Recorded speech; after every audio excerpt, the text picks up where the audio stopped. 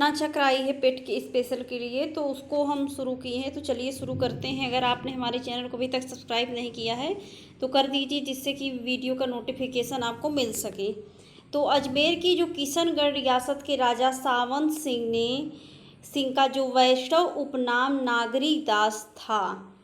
तो इस ऐसे प्रश्न बन सकते हैं। इसमें सिर्फ फैक्ट है बस। रामचंद्रिका एवं रसिक प्रिय हिंदी कविता के रीतकालीन कवि केशव दास की रचनाएं हैं। तो ये प्रश्न बन सकता है कि रसिक प्रिय और रामचंद्रिका किसकी रचना है, तो केशव दास की। और जो चौथे गुरु रामदास के समय मुगल अकबर ने उन्हें 500 बीघा जमीन दिया था, और जिसमें एक प्राकृतिक तालाब भी था। सिक्कों के पांचवें गुरु अर्जुन देव जो थे 1604 ईस्वी में सिक्कों के पवित्र ग्रंथ आदि ग्रंथ की रचना किया। राजकुमार खुसरो जो की सहायता करने के कारण जहांगीर द्वारा इनको फांसी दिया गया। मोस्ट इम्पॉर्टेंट है, कई बार प्रश्न बन चुका है कि किसने फांसी दिया है।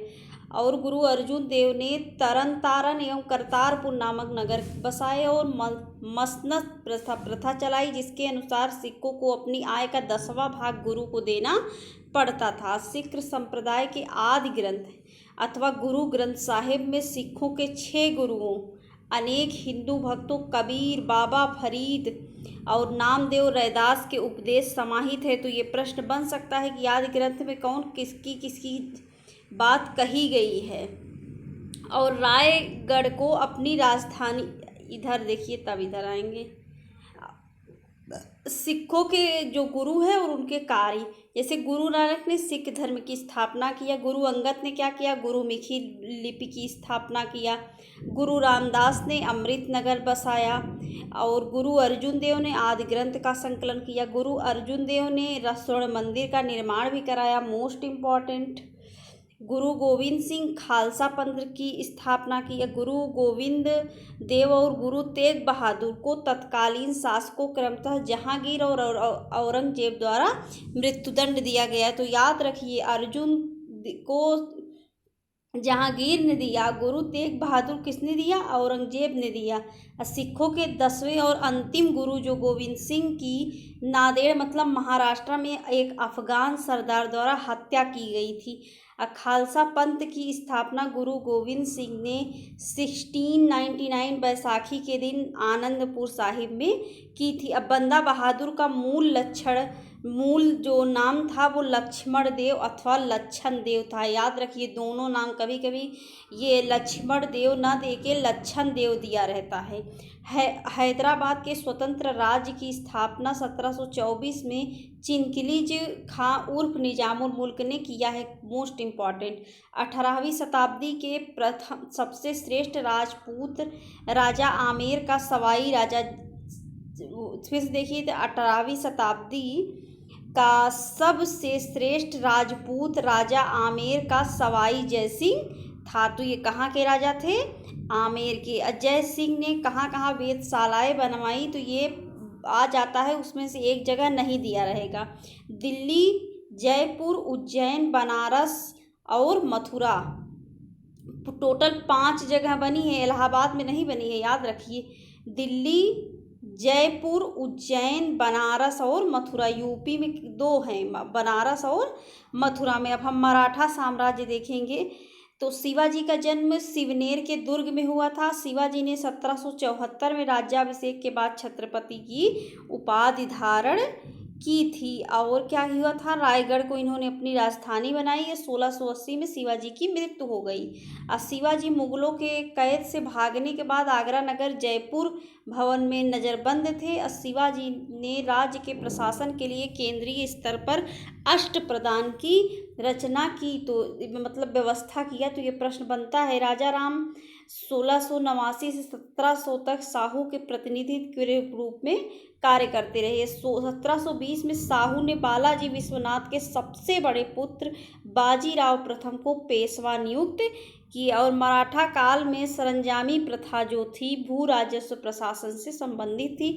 पानीपत की तीसरी लड़ाई पानीपत की तीसरी लड़ाई 14 जनवरी 1761 में सदाशिव भाऊ के नेतृत्व में मराठा सेना और आदम शाह अब्दाली के नेतृत्व में अफगान सेना के बीच में हुई, जिसमें मराठा बुरी तरह से पराजित हुए। और अहिल्या बाई मराठों के होलकर वंश की शासिका थी और होलकर वंश जो इंदौर पर काबिज था। अब हम ब्रिटिश राज्य का अभ्युदय एवं प्रथम स्वतंत्रता संग्राम देखेंगे। वास्को डी गामा गुजराती पथ प्रदर्शक अब्दुल मजीद की सहायता से भारत के पश्चिमी तट पर स्थित बंदरगाह कालीकट पर 20 मई 1498 को पहुंचा। ये लाइन बहुत ज़्यादा आता है कि किसकी सहायता से आया। पथ प्रदर्शक अब्दुल मजीद था।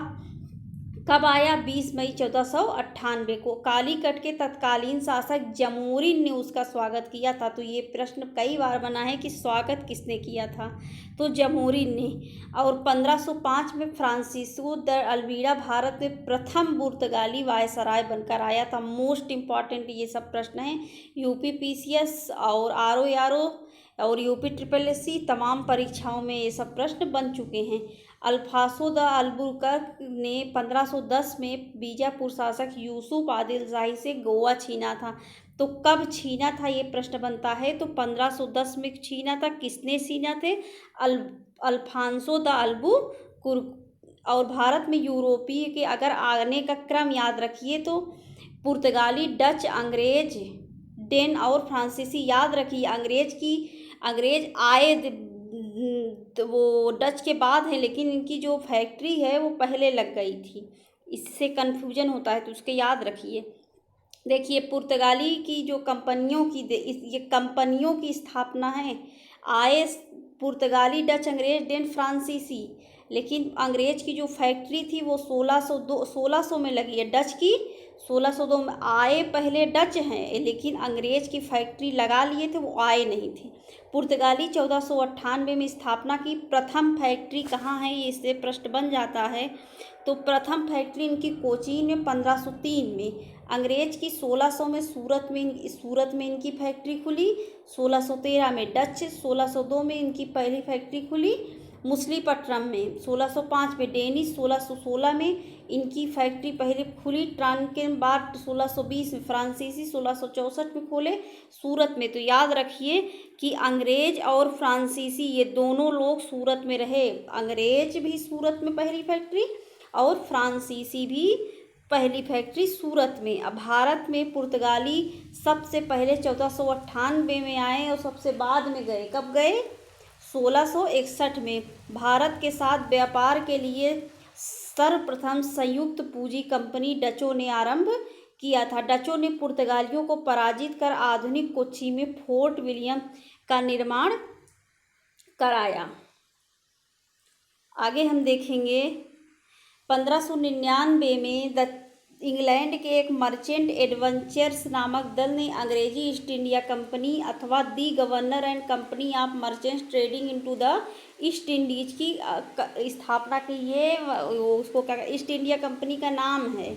जहांगीर के शासनकाल में इंग्लिश ईस्ट इंडिया कंपनी ने सर्वप्रथम 1611 में मसूलीपट्टनम या मछलीपट्टनम में दोनों अंग्रेज इसको मछलीपट्टनम शायद कहते थे, अस्थायी कारखाना स्थापित किए। 1613 में सूरत में स्थापित कारखाना अंग्रेजों का प्रथम स्थायी कारखाना था। अभी हम देख भी चुके हैं कि पहले सूरत में अंग्रेज खोले हैं। 1661 में इंग्लैंड के सम्राट चार्ल्स द्वितीय का विवाह पुर्तगाल की राजकुमारी कैथरीन से होने पर चार्ल्स को बम्बई उपहार में मिला। आज बहुत दिन बाद तो बारिश हो रही है, जिसे 1668 ईस्वी में 10 पाउंड वार्षिक किराए पर ब्रिटिश ईस्ट इंडिया कंपनी को दे दिया गया। और लुई 14वें के मंत्री कलबर्ट द्वारा 1664 में फ्रेंच ईस्ट इंडिया कंपनी की स्थापना हुई, जिसे कंपनी देश इंडेस ओरिएंट्स कहा गया। और तो आज के लिए बस इतना ही। मौसम बहुत ज़्यादा ख़राब है और thanks for watching this video.